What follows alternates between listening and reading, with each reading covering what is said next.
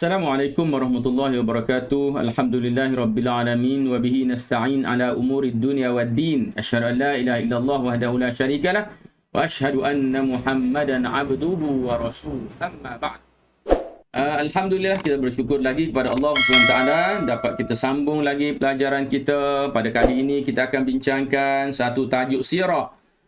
Tajuk sirah iaitu di bawah tajuk hijrah detik bersejarah. Itu hijrah Rasulullah sallallahu alaihi wasallam adalah merupakan satu detik yang sangat bersejarah, bukan sahaja kepada baginda, bahkan kepada kita yang mengaku sebagai seorang Islam yang beriman kepada Allah SWT dan juga Rasulnya. Kita lihat dulu objektif pembelajaran, mengetahui maksud hijrah. Kita nak tahu apa makna hijrah tu. Yang kedua, mengetahui isi penting hijrah Rasulullah sallallahu alaihi wasallam. Nak tengok isi penting apa yang ada dalam kandungan atau peristiwa yang berlaku dalam hijrah tersebut. Yang seterusnya menjawab soalan kebat, menjawab soalan di bahagian deskripsi. Maknanya tengok soalan kebat Ustaz bina, Ustaz petik dari buku teks dan Ustaz bina jawapan yang sesuai. Mudah-mudahan ia boleh menjadi panduan bagi kamu semua. Baik, dari sudut bahasa, hijrah maksudnya berpindah dari satu tempat ke tempat lain. Itu dari sudut bahasa. Kita pindah dari satu tempat ke tempat lain, itu namanya hijrah. Dan sudut istilah, makna yang dikehendaki di sini, perpindahan Rasulullah dan umat Islam dari Mekah ke Madinah atau dinamakan dengan Yathrib. Okey. Dan tempat tu dulu namanya Yathrib. Tapi bila Rasulullah pergi, dinamakan dia dengan Madinah, iaitu Madinatun Nabi atau Madinatul Rasul. Bandar Rasulullah. Bandar Nabi kita Muhammad sallallahu alaihi wasallam, yang mana sampai ke hari ini terkenal dengan nama Madinah Al-Munawwarah. Okey. Masa bila berlakunya? Tahun ke-13 kerasulan. Maknanya ialah hijrah ini berlaku setelah Rasulullah sallallahu alaihi wasallam 13 tahun dilantik jadi rasul, 13 tahun telah pun berdakwah di bumi Mekah. Maka lepas itu barulah berlakunya peristiwa hijrah ini. Baik. Faktor hijrah. Faktor hijrah. Tengok, pertama isyarat Allah. Apa makna isyarat Allah? Allah macam bagi hints. Allah macam bagi isyarat untuk Rasulullah SAW dan kaum muslimin berhijrah.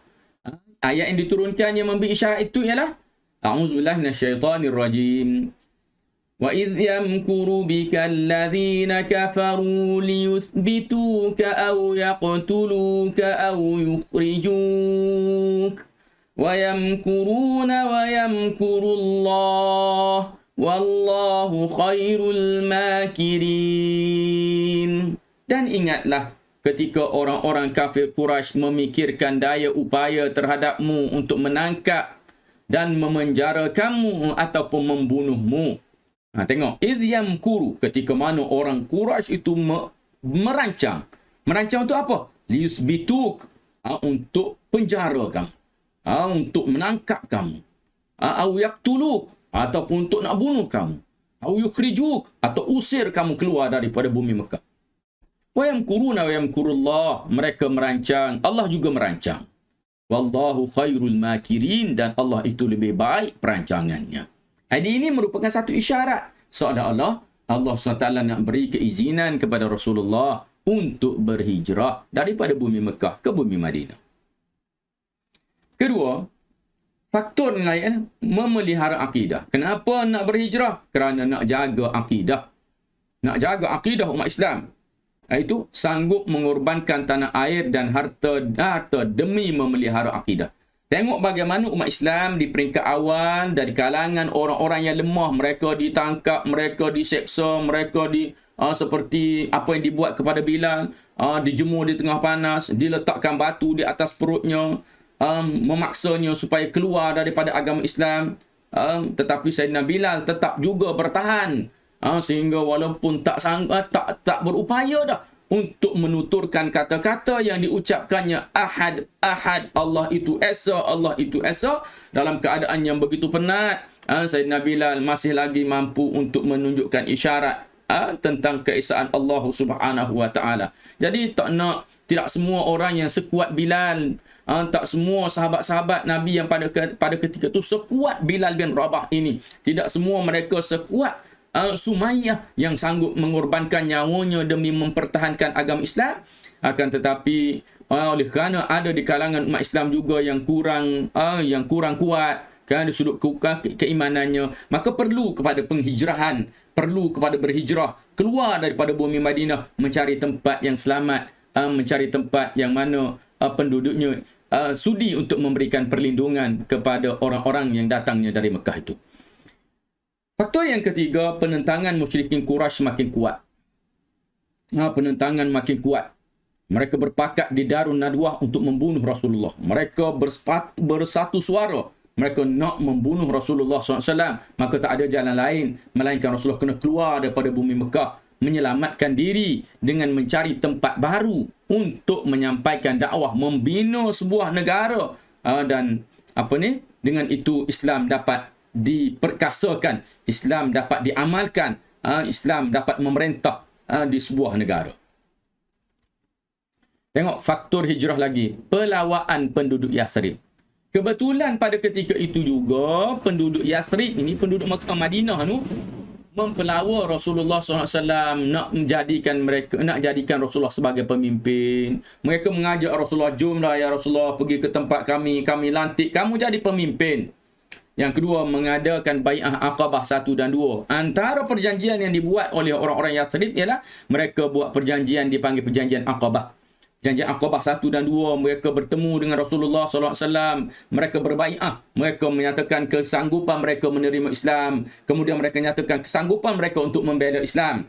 Itu dipanggil perjanjian Aqabah. Satunya, perjanjian yang mana mereka nak ikut Islam. Yang kedua, baru ada perjanjian untuk membela Islam. Yang ketiga, menghantar Mus'ab bin Umair berdakwah dan mengajar Al-Quran kepada penduduk Yathrib. Di samping itu, sebelum Rasulullah berhijrah, Rasulullah telah hantar seorang sahabat namanya Mus'ab bin Umair. Rasulullah tak pergi lagi ke Madinah pada ketika itu. Rasulullah hantar Mus'ab bin Umair.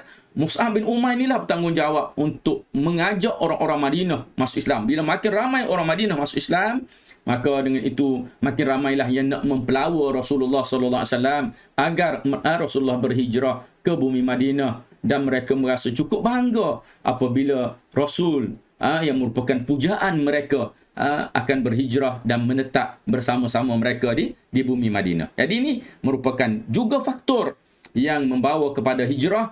Setelah tekanan-tekanan daripada pihak Mekah, ada pula pelawaan daripada orang Yathrib. Maka dengan itu memperkuatkan lagi Rasulullah dan juga kaum muslimin ketika itu untuk berhijrah daripada Mekah ke Madinah. Baik. Isi kandungan satu. Isi kandungan apa? Isi kandungan bai'ah Aqabah 1. Ni yang Ustaz katakan dia berjanji apa dia? Yang pertama tu, tidak menyekutukan Allah, tidak mencuri, tidak berzina, tidak membunuh anak, tidak berdusta, tidak menderhaka perkara baik, tak menderhaka kepada Rasulullah SAW dalam perkara-perkara kebaikan. Maknanya gitu. Jadi ini isi perjanjian Aqabah pertama. Isi perjanjian Aqabah pertama ini melayakkan perjanjian ini dinamakan dengan bai'atun nisa. Perjanjian macam perempuan je. Perjanjian ini tidak melibatkan perang. Perjanjian ini adalah perjanjian berkelakuan baik. Okey. Jadi perjanjian untuk jadi pengikut Rasulullah, nak berlaku baik, nak buat benda yang disuruh oleh Rasulullah, tak nak buat benda yang dilarang.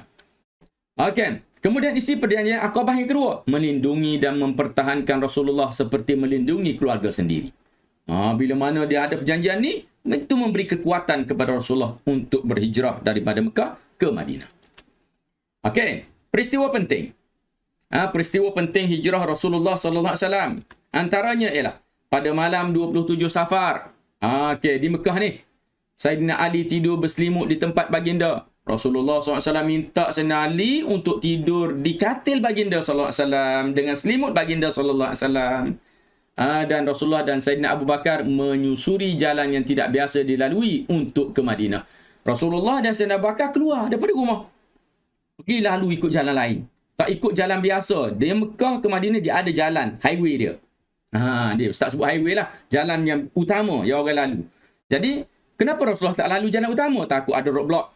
Jadi Rasulullah pun lalu ikut jalan lain, masuk jalan tikus, dibawa oleh Sayyidina Abu Bakar. Okey, baik. Terus, kemudian malam, keluar tu Rasulullah pergi sembunyi dulu. Tengok, Abdullah, anak Sayyidina Abu Bakar yang bernama Abdullah bin Abu Bakar meninjau dan melaporkan situasi Mekah. Meninjau dan melaporkan situasi Mekah setelah Rasulullah SAW bersembunyi di Gua Thur. Bersembunyi dalam tu, Abdullah dia pergi tengah siang hari, dia tengok apa orang Mekah cakap. Malam dia pergi report dengan ayah dia dan dengan Rasulullah SAW. Yang keduanya, adik dia nama Asma binti Abu Bakar juga menyediakan bekalan makanan, bawa bekalan makanan, masak, pergi hantar ke gua. Ayah dia dengan Rasulullah nak makan. Lagi, seorang lagi berperanan namanya Amir bin Fuhairah. Amir bin Fuhairah ni dia mengembala kambing. Jadi dia bawa kambing dia pergi ke dekat tempat pintu gua, dan Rasulullah boleh ambil susu untuk minum daripada kambing tu, dan dengan sekaligus menghilangkan kesan tapak kaki Abdullah, kesan tapak kaki Asma, kesan tapak kaki dia, kesan tapak kaki Rasulullah mungkin keluar daripada situ. Jadi itu semua hilang dengan apa? Sebab kambing-kambing dah pijak. Jadi tak nampak dah. Ini watak-watak yang berperanan dalam peristiwa hijrah Nabi SAW. Baik, pada malam itu juga, sebelah malam musyrikin membuat operasi 27 Safar tu. Rasulullah musyrikin buat operasi besar-besaran, menawarkan 100 ekor unta bagi siapa yang menangkap Rasulullah sallallahu alaihi wasallam.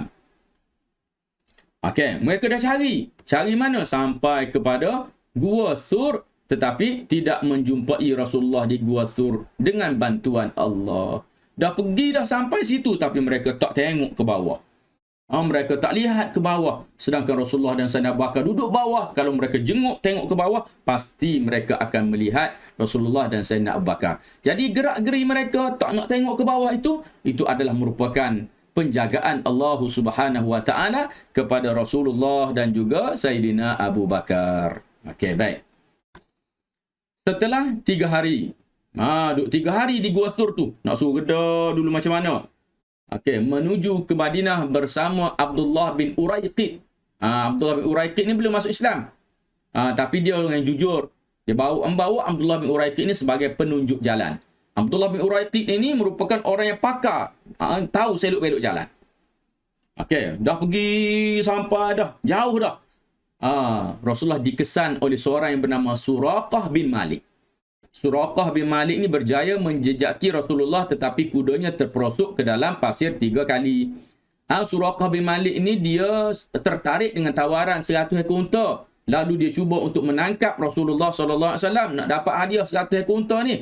Tetapi bila dia kejar nak pergi dengan Rasulullah, kuda dia terperosok kaki dalam pasir, jatuh. Bangun bergerak lagi, jatuh lagi. Bangun gerak lagi, jatuh lagi. Sehingga dia sendiri jatuh di hadapan Rasulullah SAW. Yang mana pada ketika itu, kalau Rasulullah nak bunuh dia pun Rasulullah boleh bunuh. Tetapi Rasulullah tak nak bunuh Suraqah bin Malik. Okay. Dan Rasulullah memaafkan dan meminta untuk merahsiakan dan menjanjikan mahkota Kisra untuknya. Rasulullah minta dengan Suraqah sembunyikan atau perahsiakan peristiwa ini, jangan bagi tahu siapa. Dan Rasulullah beritahu kepadanya bahawa suatu hari nanti kamu akan diberikan mahkota Kisra. Mahkota Kisra ni bukan cerita zaman Rasulullah, cerita setelah Rasulullah wafat ada peperangan kerajaan Kisra. Kerajaan tu, raja tu dia kalah dan mahkota itu dibawa balik. Sayyidina Umar yang ingat tentang peristiwa ini, dia tahu tentang peristiwa ini, lalu diberikan mahkota itu kepada Suraqah, membenarkan janji Rasulullah sallallahu alaihi wasallam. Baik. Pada 27 Safar sampai pada 8 Rabiul Awal. Okey, di Mekah daripada 27 Safar sampai di 8 Rabiul Awal di Quba. Quba ni tak jauh dah daripada kota Madinah. Rasulullah tiba di Quba dan tinggal beberapa hari di sana. Rasulullah membina Masjid Quba. Siapa-siapa yang pergi buat umrah, maka dia akan pergi ke Masjid Quba. Masjid Quba di situ tak jauh sangat pun daripada kota Madinah.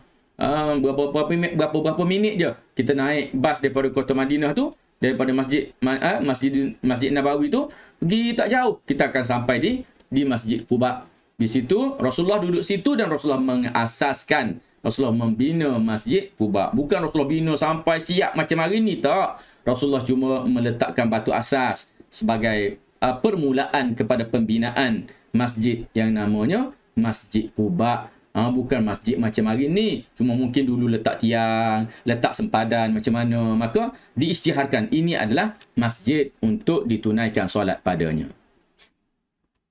Okey, pada 12 Rabiul Awal sampai di Yathrib. Okey, sampai di Madinah. Okey, ketibaan Rasulullah disambut gembira, berlumba-lumba merebut tali unta tunggangan Rasulullah dengan harapan baginda menetap di rumah mereka. Bila mana Rasulullah sampai, hijrah ni bukan pada 12 Rabiul Awal.